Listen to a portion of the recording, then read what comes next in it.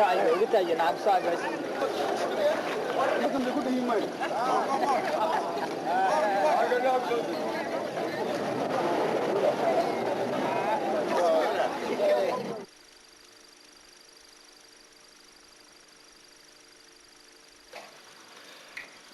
Soomaaliya dawladda Abba Maxamed Siyaad Barre sinikahinaha kontener وبسهن مكايني مرسولني يعديسا كجبوتي مرسول ستة هيتكني وقت ميجي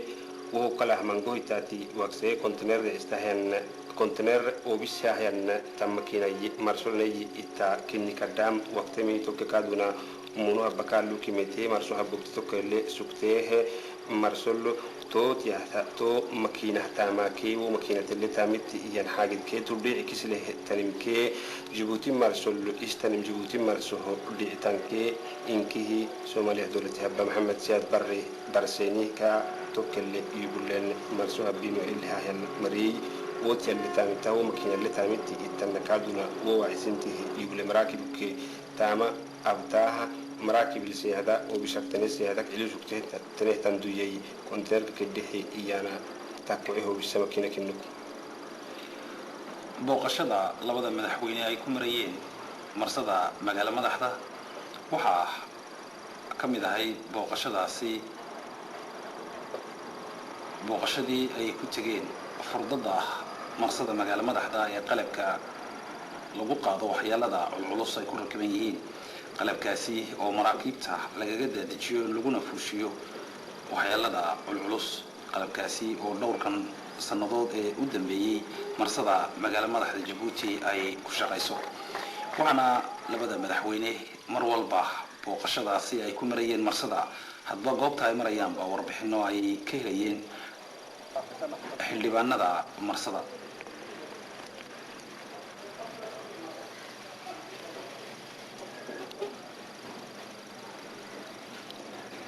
Soomaaliya dawladda Abba President Maxamed Siyaad Barre kee umuunaha Baalxad Xasan Gule Gabtidoono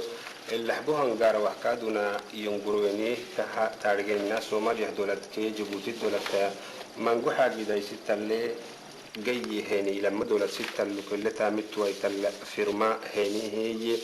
جيبوتي دولت هبا بريدان حسن قولي دابتدون سوماليا دولت هبا محمد سياد بر اللوكو طول مبحي ستة اللي جاي هني اللي فيرما هي لما دولت توكينو كي علينو ستة لوكو هاي ستة لوكو اللي تامتون وانا ستة لوكا باشتون وانا هن عادا تامد دفيني اللي حبوساكو هاي ستي هن اللي انكم اللي يني فيرما اللي هن kadib markii booqashadii marsada ay ku tageen labada madaxweyne ay dhamaatay waxa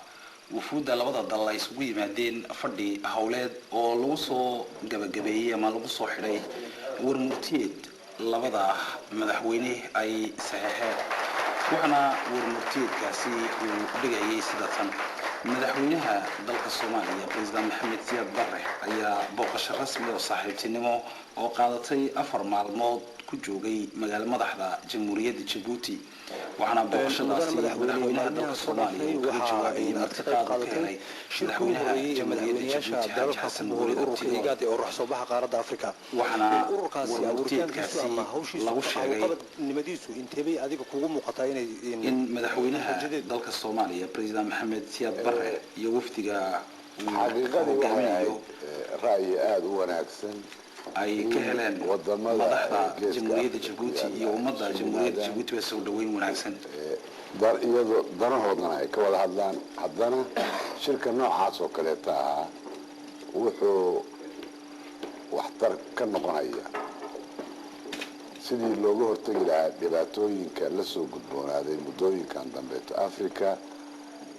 khaasa geeska Afrika amaba qorax u dhaca Afrika haddii la eego oo abaaraha iyo nabaad guurka ah si fiican buu u dhacay waxaana shaki iga jirin haddii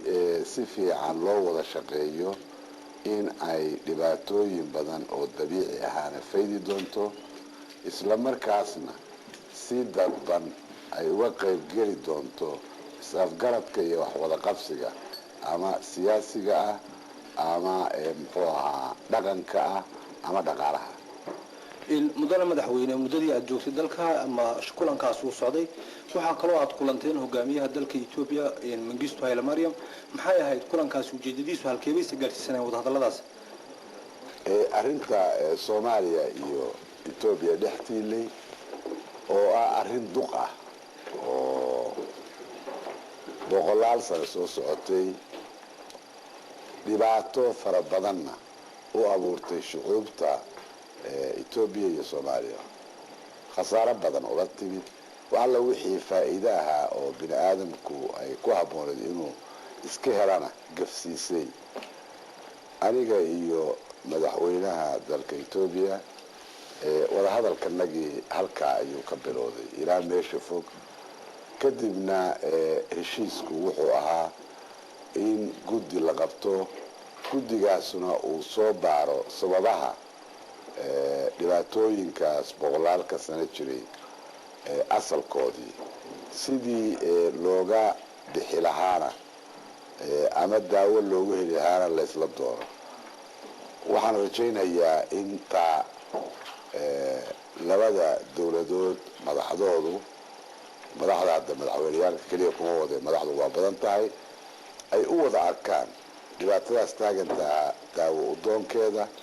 isla markaasna labada shacbina ay u fahmaan dhibaatooyinka faraha badnaa oo ay soo mareen inay habboon tahay mar haddii laguna daalay ayna duqoobeen in xal loo helo waxaanse aada u rajaynayaa anoo huba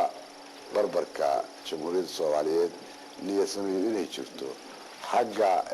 walaalahana Ethiopiana inay u gartaan sidoo kaleeto dhibaatada faa'iido daradeeda iyo walaalnimada iyo wax wada qabsiga faa'iidadooda sidoo kale iyaguna inay gartaan anoo ku kalsoon chairman Mengistu Haile Mariam inuu kolleyba ay iga muuqatay niyadsameeyo